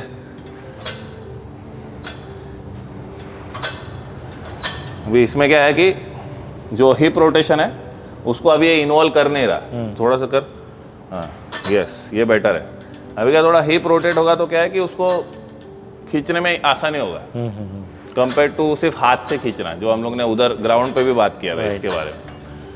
तो काफ़ी इंपॉर्टेंट है। अभी इसी के 2-3 और वेरिएशन है कि आप एक तो जैसे हॉरिजॉन्टल खींच सकते हो ऐसे, राइट, और हाई टू लो खींच सकते हो। बेसिकली हाइट चेंज कर करके भी वेरिएशंस कर सकते। हाँ, बट मोर ओवर 3 मेन जो हाइट पे आपका होना चाहिए, एक तो ये लोएस्ट होना चाहिए, एक आपका हिप लाइन में होना चाहिए, एंड एक एकदम हाईएस्ट होना चाहिए जहाँ से आप नीचे खींच रहे हो। ठीक है, तो ये 3 वेरिएशंस काफ़ी हेल्पफुल है वुड चॉप्स में। अभी हम लोग थोड़ा सा और स्टेबिलिटी पे आते हैं, तो स्विस बॉल पे जाएंगे। चलिए, तो ये आ गए स्विस बॉल पे अपन। ठीक है, हाँ, तो ये ऐसे स्टेबिलिटी बॉल्स काफ़ी हेल्पफुल होते हैं कोर ट्रेनिंग के लिए। तो मैं इनको बहुत इन्वॉल्व करता हूँ अपनी प्रैक्टिस में। तो पहला जो हम लोग इस पर एक्सरसाइज देखेंगे वो हम लोग हिप फ्लेक्सर के स्ट्रेंथनिंग के लिए देखेंगे। हिप फ्लेक्सर बहुत इंपॉर्टेंट मसल है। जब भी आप भागते हो तो कभी भी किसी का हिप फ्लेक्सर वीक होगा या वो टाइट होगा तो इंजरीज होती है हिप फ्लेक्सर की, ओके। किसी भी बैट्समैन को, बॉलर को। तो अभी स्विस बॉल नहीं टच करेंगे, राहुल डेमोन्स्ट्रेट करेगा और हम लोग उसमें पॉइंट्स देखेंगे क्या क्या ध्यान में रखना है। ओके, कोई भी एंगल ले लो, साइड एंगल। हाँ ले ले, साइड एंगल ले ले, कोई दिक्कत। ठीक है, तो सबसे पहला चीज़ जो है इसमें है कि जो, तो जैसे आप देख सकते हो कि यहाँ पे जो हिप है ये सिंक नहीं होनी चाहिए, ये ऊपर रहनी चाहिए। अभी राहुल स्टार्ट करेगा, इनिशिएट करेगा एक्शन को। तो जब भी वो बॉल पुल कर रहा है तो ट्राई करेगा हिप स्टेबल रहे ना। ये जैसे अभी जब वो पीछे जा रहा है तो हिप नीचे जा रही है, वो जानी नहीं चाहिए। तो आप शुरू में चाहिए तो थोड़ा सपोर्ट दे सकते हो, बाद में उसको एथलीट को खुद से कंट्रोल करना है ऐसे। ठीक है, तो ये हिप फ्लेक्सर के लिए काफ़ी इंपॉर्टेंट है। ठीक है राहुल, थैंक यू। थोड़ा ब्रेक ले ले। तो अभी इसमें ही जो नेक्स्ट एक्सरसाइज है वो स्विस बॉल पाइक है, तो वो भी हिप फ्लेक्सर के लिए है, पर वो थोड़ा और मुश्किल और डिफिकल्ट वेरिएशन है। तो फिर से राहुल हम लोग को हेल्प करेगा। पोजीशन में आ जा राहुल।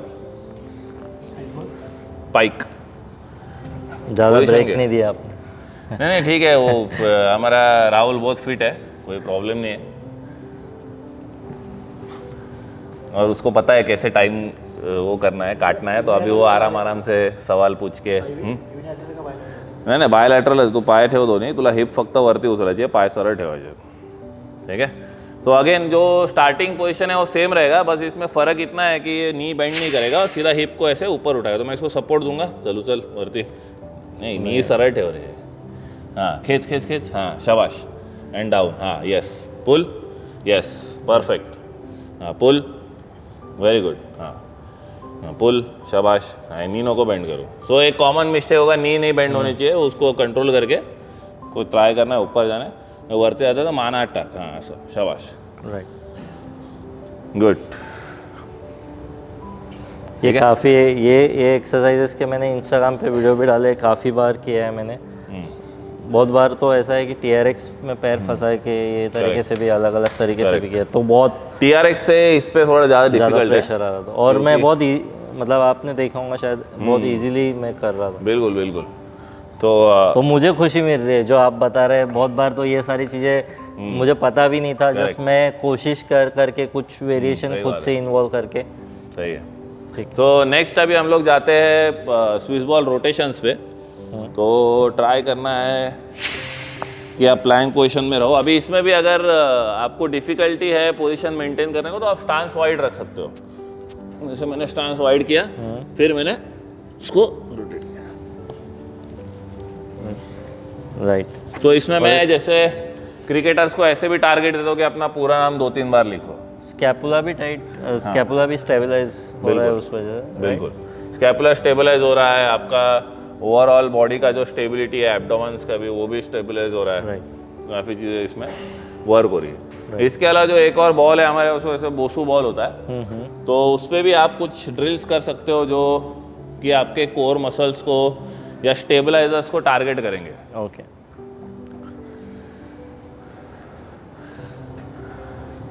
तो जैसे रिहैब में या फिर जब भी किसी का हम लोग बोलते हैं कि कई टाइटनेस या कुछ एंकल स्ट्रेंथनिंग इशू आता है, ऐसा आता है, तो जैसे नॉर्मल फ्लोर पे करवाने के बजाय मैं जो लंजेस वगैरह है, स्प्लिट स्क्वाट है, मैं वो इस बॉल पे करवाता हूँ। ओके। तो पहले ये थोड़ा इजी वर्जन है जहाँ पे बॉल को उल्टा रखा हुआ है। तो मैंने जैसे डंबल पकड़ा, पोजिशन लिया और मैंने मूवमेंट किया। तो इसमें क्या मैं लोड नहीं कर रहा हूँ, बट क्योंकि अनइवन सरफेस है तो मेरे स्टेबलाइजर ज़्यादा काम कर रहे हैं okay, compare to normal situation. Right. तो उसको और डिफिकल्ट मुझे करना है तो मुझे बॉल को उल्टा कर देना, उल्टा करना पड़ेगा, से रखना पड़ेगा, ठीक है, अभी ज़्यादा डिफिकल्ट होगा। राइट। तो इस तरीके से अभी इस पे एक और आप जो वेरिएशन कर सकते हो नॉर्मल स्क्वाट्स है। तो अभी राहुल को मैं बॉल के ऊपर चढ़ने में हेल्प करूँगा, आप लोग देखोगे। साइड में ठेव पाए कोपऱ्यात दोनों ठेव दूसरा, ठीक है। तो जैसे ही राहुल थोड़ा कंफर्टेबल हो जाएगा, धीरे धीरे मेरा हाथ छोड़ देगा। हाँ, कोई टेक योर टाइम, ओके। हाँ, slowly go down and come up, हाँ एंड अप। तो ऐसे 4-4, 5-5 रेप्स, या जैसे स्क्वाट होल्ड भी कर सकते हो आप, जरूरी नहीं कि आपको रेपिटेशन ही करना है। राइट। एक मूवमेंट पे जाके अगर मैंने उसको 10 सेकेंड्स होल्ड भी करने बोला तो वो भी एक अच्छा एक्सरसाइज, अच्छा ड्रिल है। जैसे आप देख सकते हो राइट। कि राहुल के स्टेबलाइजर्स कैसे जाग उठे। तो यही अगर राहुल बस वेट लोड करता रहता तो फिर वो प्रोग्रेशन है, उसको कभी पता नहीं चलता कि कितना स्टेबिलिटी लैक हो रहा है। राइट। स्ट्रेंथ तो बढ़ रहा है, बट स्टेबिलिटी का भी उतना ही इंपॉर्टेंट रोल है। राइट। तो बेसिकली ये मैं इजीली कर सकता हूँ, कर रहा हूँ रेगुलरली। अभी दिखाओ ना एक बार आप। दैट मीन्स कि मैं अच्छा स्टेबल हो गया। बिल्कुल। क्या मीनिंग है उसका? बिना हाथ के भी कर, बिना चलो भाई, ये आपके लिए ठीक है, पर आप जब भी आपके क्रिकेटर्स आपके साथ हो तभी उनको सपोर्ट देना हाथ से, ओके। वरना वो बेचारे उनका एंकल मुड़ जाएगा। तो अभी क्या है, आपने थोड़ा वो स्टांस वाइड करना चाहिए, ठीक है वो ना, जो कोने में जो आप वो जैसा है, बोलेंगे सर वैसा हाँ कर उस देंगे। पे आप टच करो। ठीक।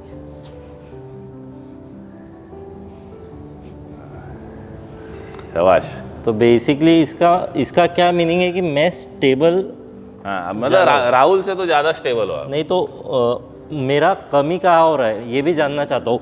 जैसे आपने बताया, तो यहाँ पे मेरी स्टेबिलिटी अच्छी है। मुझे पता है, चाहे अब भी 2 महीने फ्रैक्चर था तो उसके बाद कर रहा हूँ, तो ये सारी एक्सरसाइजेस मैं बहुत इजीली कर रहा हूँ। तो मेरी स्टेबिलिटी कोर की अच्छी है। बाकी वीकनेस का और ये जिस वजह से मुझे वीकनेस मेरे को ऐसा लगता है सुबह से अपन जब से ड्रिल कर रहे हैं, वीकनेस थोड़ा आपका पावर मूवमेंट में बहुत वीकनेस है। ओके। पावर में आपका उतना मतलब डिस्टेंस, वो बॉल का जैसे बॉल ने उतना डिस्टेंस कवर नहीं किया, या जैसे हम लोग जो एक्सेलरेशन पार्ट पे भी काम किए थे सुबह, वो उसमें भी उतना वो मतलब स्पीड दिखा नहीं, ठीक है। और जैसे हम लोग ने जो कुछ स्पीड के ड्रिल्स देखे, वो मेरे को ऐसा लगता है आप उतना इन्वॉल्व नहीं करते अपने प्रोग्राम में। ओके। तो वो चीज़ें आपने करनी है। स्पीड के मीन्स वो जो जिम वाला भी जो स्पीड वर्क किया ना हमने, पावर वर्क किया, हाँ, वो सारा भी आपने थोड़ा इन्वॉल्व ज़्यादा जैसे वो मैंने पुश ऑफ दिखाया, बॉक्स पे से जो जंप करना था वो हो गया, उसके बाद में हम लोग ने पुश प्रेस, पुश जर्क, ये सब चीज़ें देखी। वो और स्प्लिट जर्क ऐड होना चाहिए आपके वर्कआउट में।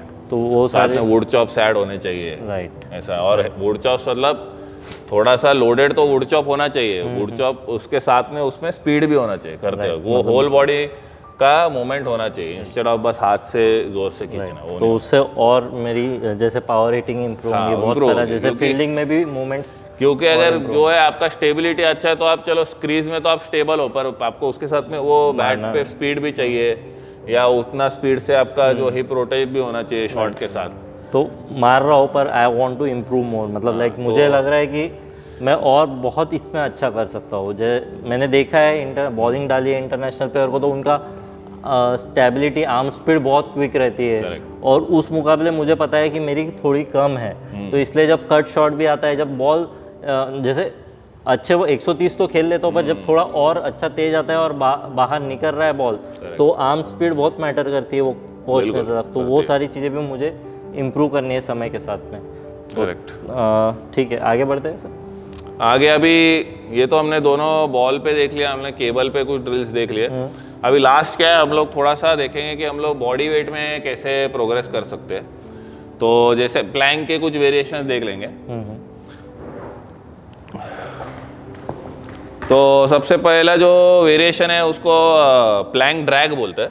ओके। तो उसमें हमको ट्राई करना है कि जैसे अभी राहुल डेमोन्स्ट्रेट करेगा, प्लैंक पोजीशन में आके ये जो डंबल है ये इसको अपोजिट साइड में जितना दूर रख सकता है उतना रखेगा, और फिर दूसरे साइड से वो आप वापस आगे लेके आएगा। Full plank position Rahul. ऐसे भी इधर लेके जा, वो हाथ से उठा के, वो हाथ से, वो हाथ से, वो हाथ से, हाँ यस। ऊपर नहीं, ऊपर नहीं, इधर इधर रख। हाँ अभी वो हाथ इसको रख दे, इधर हाथ लेके आइए, इसको इधर लेके जा, हाँ उधर रख, हाँ शाबाश। और यार देख सकते हो कितना ज़्यादा हम लोग को इसमें रोटेशन दिख रहा है, सब चीज़ दिख रहा है। तो जब तक हमारा वो चीज़ बेटर नहीं होता है तब तक हम लोग ये वेरिएशन देंगे नहीं। पहले तो हम लोग कोशिश करेंगे कि जैसे अभी यहाँ पे राहुल कर रहा है तो उसको बोलेंगे कि हिप बहुत मूव हो रहा है, तो ट्राई कर हिप कम से कम मूव हो।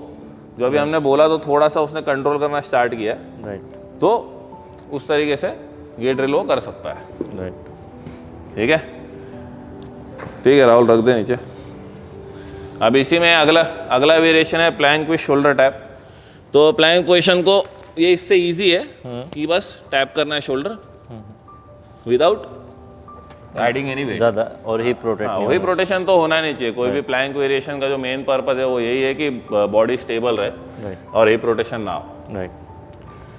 तो कुल मिला के जो है वो ये सारे 8-10 चीज़ें वो आप इन्वॉल्व कर सकते हो, चेंजेस कर सकते हो अपने प्रोग्राम में, प्री सीजन, ऑफ सीजन, और एक अच्छा ट्रेनिंग प्लान बना के। राइट। तो अगर आपको ट्रेनिंग प्लान बनाना है तो हम ट्रेनिंग प्लान भी बना देंगे आपका, स्पेसिफिकली थोड़ा एनालिसिस करके पर्सनलाइज ट्रेनिंग चार्ट भी बना सकते हैं। और इसमें कुछ ऐड करना है सर, जिसमें अब बहुत सारे जन आके जिम में कार्डियो वार्डियो भी करते हैं, तो वो कोई मतलब नहीं है? नहीं, वो तो हमने जो एज अ क्रिकेटर, अगर हमने जो आज ग्राउंड पे एक्टिविटी की है वो आप अच्छे से करो, गोल के साथ कि आपको क्या टारगेट करना है, एजिलिटी टारगेट करना है, एक्सेलरेशन टारगेट करना है, या आपको जैसे चेंज ऑफ डायरेक्शन टारगेट करना है, या एंड्योरेंस टारगेट करना है। आप गोल ओरिएंटेड ट्रेनिंग करो, आपको रिजल्ट मिलेगा। ट्रेडमिल पे मैं तभी ट्रेनिंग कर रहा था जब बाहर बारिश हो रही होती है और हमारे पास इंडोर का एक्सेस नहीं रहता, तभी जो स्प्रिंट वगैरह है वो मैं इस पे ट्रेडमिल पे लगवाता हूँ। पर ट्रेडमिल पे भी आपका ट्रेनिंग होना चाहिए कि आप डायरेक्ट रनिंग ट्रेडमिल पे भाग सको। Okay, basically. और जैसे वार्म अप में ट्रेडमिल वगैरह जब जिम कर रहे हैं तो वार्म अप में बेसिकली उसकी लाइट मूवमेंट्स वही मोबिलिटी, हाँ मोबिलिटी आप करो, अच्छा मोबिलिटी करो, फोम रोलिंग करो। ट्रेडमिल पे आपको तभी जाने की ज़रूरत पड़ेगी जिम के अंदर भी जब बहुत ज़्यादा ठंड है। तो हम लोग नॉर्मली रनिंग इसलिए करते हैं वार्म अप में ताकि बॉडी का टेम्परेचर बढ़े। अब जैसे हम लोग अभी मुंबई में है तो मुंबई में क्लाइमेट ऐसा है कि उतना ठंडा कभी होता ही नहीं। बिल्कुल। तो यहाँ के अगर जैसे क्रिकेटर है या प्लेयर जो उन्होंने अगर नहीं किया तो इतना कोई फ़र्क नहीं पड़ता है। पर वही अगर कोई जैसे नॉर्थ साइड है जहाँ पे ठंड पड़ती है नवंबर दिसंबर में, तो वहाँ पे आपको पहले बॉडी गर्म करनी पड़ेगी, रनिंग वगैरह करके। साइकिलिंग भी कर सकते हो, ज़रूरी थोड़ी है ट्रेडमिल करना, साइकिलिंग कर सकते हो, रोइंग मशीन अगर आपके जिम में वो कर सकते हो। कहीं कहीं पे स्टेपर्स होते हैं, स्टेपर्स पे आप अपना बॉडी वार्म कर सकते हो। तो वैसे वार्म अप करके फिर जिम स्टार्ट करते हैं। तो ये अब अपन ने बात किया सारी चीज़ें। अब कब, जैसे अपन ने बात किया कि कौन से दिन क्या इन्वॉल्व करना चाहिए, कैसे एक बेसिक चार्ट रहना चाहिए, जैसे जो दर्शक अपने से पर्सनलाइज तरीके से नहीं जुड़ सकते फाइनेंशियल एस्पेक्ट की वजह से, तो उनके लिए एक बेसिक कि उन्होंने कैसा बनाना चाहिए अपना कि जैसे बेसिकली 3 दिन जिम और 3 दिन ग्राउंड ट्रेनिंग है, जनरल मेरा तो recommendation ग्राउंड ट्रेनिंग है, और फिर जैसे मंडे को अपन क्या एक्सरसाइज से स्टार्ट करना चाहिए, और फिर 3 दिन हफ्ते के बता दीजिए कि ये तरीके से ये तो चीज़ें। जैसे देखो अभी मंडे को क्या ऐड करना चाहिए, उससे पहले हमको कैटेगराइज भी करना पड़ेगा कि अगर कोई बिगिनर है तो उसको 2 से 4 दिन भी बहुत है। ओके, मैंने जो आपको जनरल दिया वो एक एवरेज के लिए दिया कि जो बिगिनर भी नहीं है और बहुत एडवांस भी नहीं है, तो वो 3 दिन स्ट्रेंथ 3 दिन कंडीशनिंग कर सकता है। ठीक है, कभी कभी ये भी होता है कि एथलीट का थोड़ा बॉडी कंपोजिशन इश्यूज होता है, कोई मोटा होता है तो उसको पहले थोड़ा वजन कम करना होता है, फिर तो उसके लिए शायद 4-5 हम लोग को रनिंग सेशन रखना पड़ेगा, क्योंकि जब तक वो थोड़ा एरोबिक एक्टिविटी नहीं करेगा उसका फैट लॉस होगा नहीं। सही बात। तो उसको स्ट्रेंथ तो करवाना है, पर साथ में उसको रनिंग ज़्यादा करवाना पड़ेगा, एंड्योरेंस टाइप ज़्यादा करवाना पड़ेगा इंस्टेड ऑफ स्पीड और ये सब। राइट, तो वो हर किसी के लिए अलग होगा, बट अगर हम और उसको कैटेगराइज करें कि बिगिनर, इंटरमीडिएट और एडवांस, तो बिगिनर को 2 से 3 दिन वर्कआउट करें तो काफ़ी है, इंटरमीडिएट को 3 से 4 और एडवांस को 5 से 7 भी करवा सकते हो। अगर उसको संडे को ऑफ नहीं देना, आप 7 दिन भी करवा सकते तो हो। उसमें कैसा, जैसे कैटेगराइज अपन बेसिक कर रहे इंटरमीडिएट के लिए रख रहे हैं, तो उसमें पहले दिन आया लेग्स किया, पहले दिन आया, हाँ पहले दिन आके वो अपर बॉडी पुश भी कर सकता है। ओके सेकेंड डे वो आएगा तो लेग्स करेगा, मतलब थर्ड डे आएगा तो लेग्स करेगा, सेकेंड डे पे रनिंग कर लेगा, ओके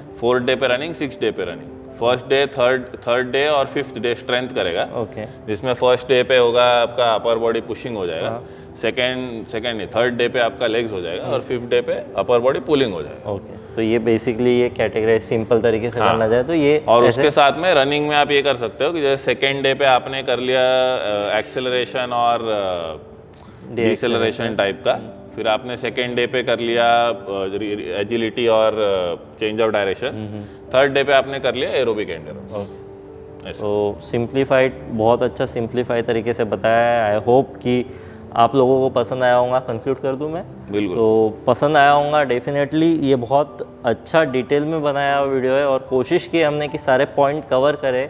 फिर भी कोई पॉइंट रह गए होंगे तो आप कमेंट बॉक्स में डालिए, हम आपकी क्यूरीज का नेक्स्ट जब वीडियोस बनाएंगे साथ में तो वो क्वेश्चंस को भी आंसर करने की कोशिश करेंगे।